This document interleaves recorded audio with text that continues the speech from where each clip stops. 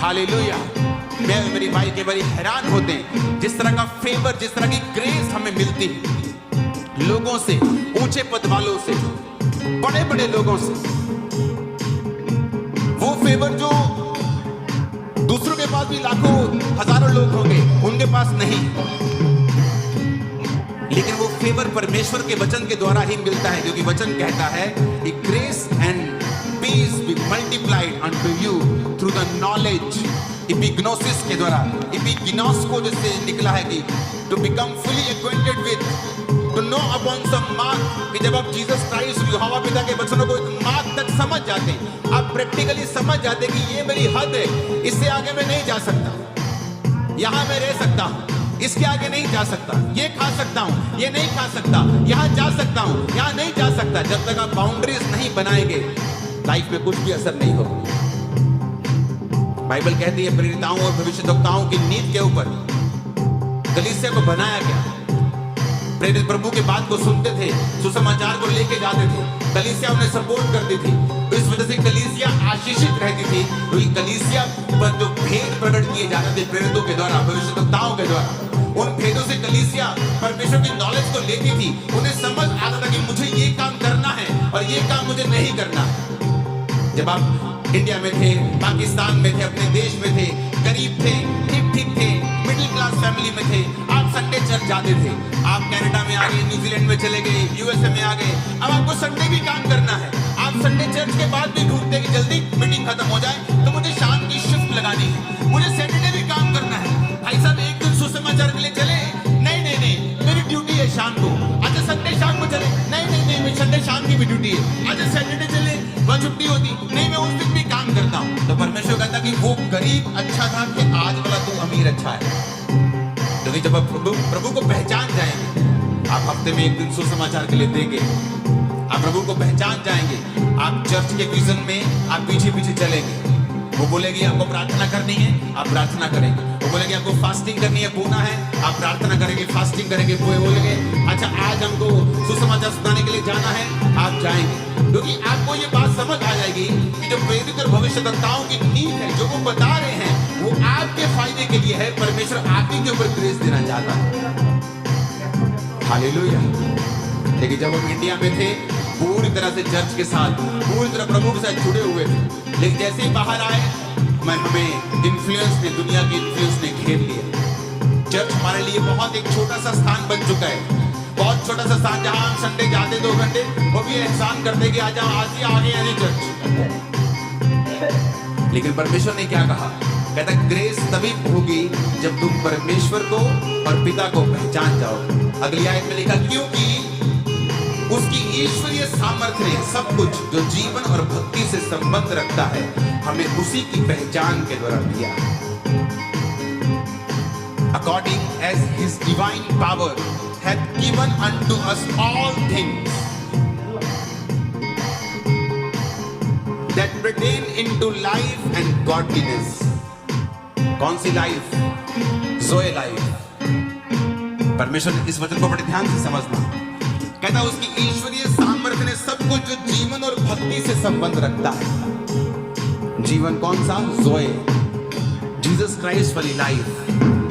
एक married life है जहां जीसस क्राइस्ट वाली लाइफ नहीं है। तो है तो वो दुनिया के सामने मैरिड, लेकिन एक की शक्ल इधर है 90 डिग्री पे, दोनों थोड़ा 45 पे भी नहीं है, पूरा 90। एक अगर इधर देखेगा तो दूसरा पूरा उधर देखेगा, क्योंकि आपकी मैरिड लाइफ में लाइफ जीसस वाली लाइफ नहीं है। बिजनेस चलाने में संघर्ष है, वो लाइफ नहीं है जो खुदाबंद चाहता है। माइंड में, स्पिरिट में, सेवकाई में, बिजनेस में, जॉब में, तो कहता वो लाइफ जो जीसस की है, कहता वो ईश्वरीय सामर्थ्य ने सब कुछ जो जीवन और भक्ति से संबंध रखता है हमें उसी की पहचान के द्वारा दिया। फिर वही बात कह रहा है, कहता परमेश्वर की पहचान के द्वारा सब कुछ जो जीवन और भक्ति से संबंध रखता है।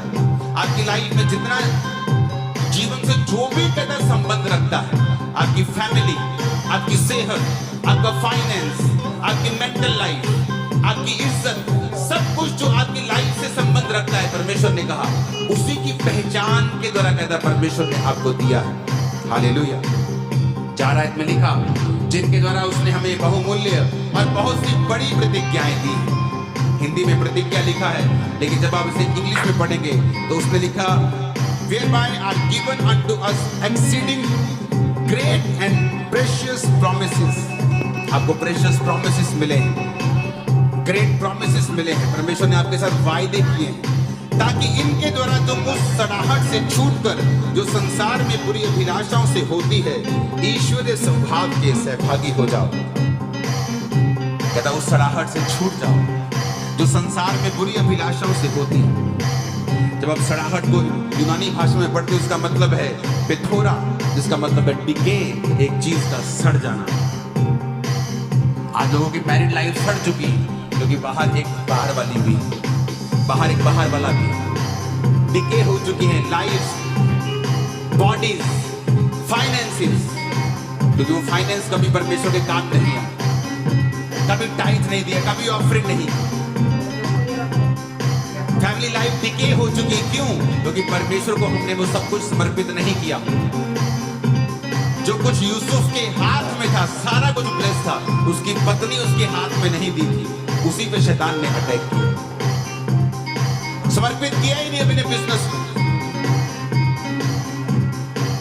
आज से 20 साल पहले का डाटा ये बताता है कि दुनिया में 90% इवेंजलिज्म पूरी वर्ल्ड में जब 20 साल पहले होता था, आज का डाटा मेरे पास नहीं है, 20 साल पहले तो 90% इवेंजलिज्म अमेरिकन बिजनेसमैन के पैसों के द्वारा हुआ। अमेरिका और कनाडा में थोड़ा ही फर्क है। यहाँ सामने चले जाओ तो 1 घंटे में अमेरिका आता है, गाड़ी में 1-1.5 घंटे में। लेकिन वहां स्पिरिट अलग है, क्यों? क्योंकि उन लोगों ने अपने बिजनेस को डेडिकेट किया कि पास्टर आप प्रीच करें, हमारा बिजनेस डेडिकेटेड है आपकी सेवकाई के लिए। आदत पड़ गई, लोगों की टेस्टिमनीज आनी शुरू हुई। आदत पढ़ते पढ़ते हर बिजनेसमैन को आदत पड़ी। आज दुनिया के सबसे बड़े बड़े बिजनेसेस यूएसए में बताने की जरूरत नहीं। मीडिया किसके पास है? यहूदी लोगों के पास, जो टाइट के बिना तो बात ही नहीं करते, परमेश्वर को दिए बिना तो बात नहीं। छोटे बच्चों को सिखाते, चर्च में चल रहे हो अपना टाइट निकालो, पॉकेट मनी 10 रुपए मिली, टाइट निकालो। पहचान है उन्हें जीसस क्राइस्ट के वर्ड्स की, यहोवा के वचनों की। अगर कुछ यहूदी जीसस को नहीं मानते, यहोवा के वचन को मानते हैं, लेकिन वचन को मानते तो असर उनकी लाइफ में है, चाहे वो किसी भी तरह। जब पहचान नहीं है, जब हमने सुना है लेकिन उसको फॉलो नहीं करते, तो रिजल्ट हमारी लाइफ में कभी नहीं आते। परमेश्वर ने कहा तुम्हें बड़ी प्रतिज्ञाएं मिली ताकि तुम उस सड़ाहट से, उस डिके से छूट जाओ जो संसार में बुरी अभिलाषाओं से होती। इसलिए परमेश्वर ने कहा शैतान तुम्हें नष्ट करने के लिए आया, लेकिन जीसस क्राइस्ट ने कहा मैं तुम्हें जीवन देने के लिए आया। कैसे जीवन देंगे? वो वचनों के द्वारा ही। चर्च में कैसे लोगों के जीवन बदले? वर्ड के द्वारा। जब वर्ड को फॉलो किया कि नहीं, हमारा बिजनेस, मेरी लाइफ, मेरी लाइफ का हर हिस्सा, मेरी सेहत, मेरा काम, मेरा सब कुछ परमेश्वर के लिए है और उसके किंगडम के लिए मैं इसे समर्पित करता हूं, कभी शैतान अटैक नहीं करेगा। आप उस चीज को कभी किसी को हिलाने नहीं देंगे जो आपके बहुत काम आती हो। आप किसी की दूसरी चीज भी आपसे मांग लेगा, आप उसे दे देंगे, लेकिन कई बार आप बोलते नहीं यार मैं गाड़ी नहीं दे सकता, मेरी जॉब इस पे डिपेंड करती है, मैं गाड़ी नहीं मुझे लेट हो जाएगा, मेरा बिजनेस इस पे डिपेंड करता है, मैं गाड़ी नहीं दे सकता तेरे को। जब आपकी लाइफ परमेश्वर के लिए काम आनी शुरू होती है, शैतान उसे छू नहीं पाता, परमेश्वर छूने नहीं देता उसको। आपकी वर्थ इसी तरह से बनती है कि आप परमेश्वर के किंगडम के लिए कितने फायदेमंद हैं। मुझे हैरानी होती जब लाइफ में गरीबी थी तो आप चर्चिस में थे, लेकिन जब लाइफ में ब्लेसिंग आई और आपको कुछ करने का समय था तो आप अपने वर्क प्लेसेस के ऊपर होते। सोचो परमेश्वर क्या सोचता होगा कि उसने आपको गलती की है आशीषित करके, कि आप कब अच्छे थे? क्या आपका समर्पण पहले से अधिक नहीं होना चाहिए था? क्या आपकी पवित्रता पहले से अधिक नहीं होनी चाहिए थी? क्या आपकी प्रार्थना पहले से भी अधिक नहीं होनी चाहिए थी? लेकिन अब क्वेश्चंस करते हैं परमेश्वर से, सवाल जवाब करते हैं। पहले कोई सवाल जवाब भी नहीं, गरीब थे, कोई सवाल जवाब भी परमेश्वर नहीं हुआ, और थैंक्स करते थे परमेश्वर ने यहां तक पहुंचाया। जब पहुंच गए अब सवाल जवाब करते हैं। परमेश्वर ने कहा कि फेवर तुम्हारी लाइफ के ऊपर होगा ग्रेस आएगी तुम्हारी लाइफ के ऊपर जब तुम परमेश्वर को प्रैक्टिकली उसको पहचान जाओगे, अपने सम्मान कि जो परमेश्वर के साथ परिचित संबंधित चीजें हैं तुम उन्हें समझ जाओगे और प्रैक्टिकली अपनी लाइफ में उन्हें लागू करोगे, प्रैक्टिकल लाइफ में अपनाओगे, उसी के अनुसार चलोगे। उसने कहा जो व्यक्ति वचन को सुनता और उसके बाद बाहर जाके फिर अपनी मर्जी करता है, उस व्यक्ति के समान है जिसने अपना मुंह शीशे में देखा और बाद में भूल गया वो कैसा था। ठीक है, वो व्यक्ति जो वचन को सुनता और बाहर जाके वो उसे मानता है, उस व्यक्ति के समान है जिसने अपनी शक्ल शीशे में देखी और याद रखा मैं कैसा था। हालेलुया। वचन आपका शीशा है। बाइबल कहती है ये आपका मिरर है, ये आपको बताता है कि कहाँ आपके फेस पे मिट्टी लगी है, कहाँ आपको मेकअप की जरूरत है, कहाँ आपने क्या करना है। ये शीशा है। अगर इसका इनकार करेंगे तो आप अपने आप का इनकार कर रहे हो। आप ये इकरार कर रहे हो कि मुझे इस सुंदरता की जरूरत नहीं है, मुझे बेटर होने की जरूरत नहीं है, क्योंकि ये शीशा है। मैं आपको शीशा दिखा रहा हूँ। अगर तो आपका फेस गंदा लग रहा है तो इसमें मेरी गलती नहीं है, आपका फेस गंदा आपकी गलती की वजह से है। मैं तो सिर्फ शीशा दिखा रहा हूँ। हालेलुया। एक पास्टर प्रचार कर रहा है, ओए शराब नहीं पीनी, मतलब ले तू सानू कितना कहता है शराब पी। उसने मैं तो प्रीच किया शराब नहीं पीनी। तुम अगर शराबी हो तो तुम्हारी दिक्कत है, पास्टर की दिक्कत थोड़ी है। हालेलुया। तो वचन कहता है कि जीसस क्राइस्ट की ग्रेस जो दाऊद के ऊपर थी, योनाथन कहता ये सारा साम्राज्य मेरे पिता के बाद परमेश्वर तेरे को देगा। फाइट कर सकता था वो भी, हो सकता कि कुछ साल के लिए राजा बन भी जाता, लेकिन बाइबल कहती ग्रेस, ऐसी ग्रेस जो सोचने से परे होगी, जो इमेजिन नहीं की होगी, जो सेंस इसे रिकॉग्नाइज नहीं कर पाएगी कि ऐसा क्या हो सकता है, क्या ऐसा कैसे हो सकता है। परमेश्वर कहता है ऐसी ग्रेस मैं तेरी लाइफ के ऊपर उंडेल दूं। तेरी सेवक ही हो, तू ऐसे पास्टर बुलाया गया है, तू ऐसे बिजनेसमैन बुलाया गया है, होम मेकर बुलाई गई है, तो जिस कंडीशन में बुलाया गया है, जिस बुलाहट के साथ बुलाया गया है, उसी कंडीशन में मैं तेरी लाइफ, तेरे सिर के ऊपर ग्रेस दूंगा। वो ग्रेस विजिबल होगी, देखी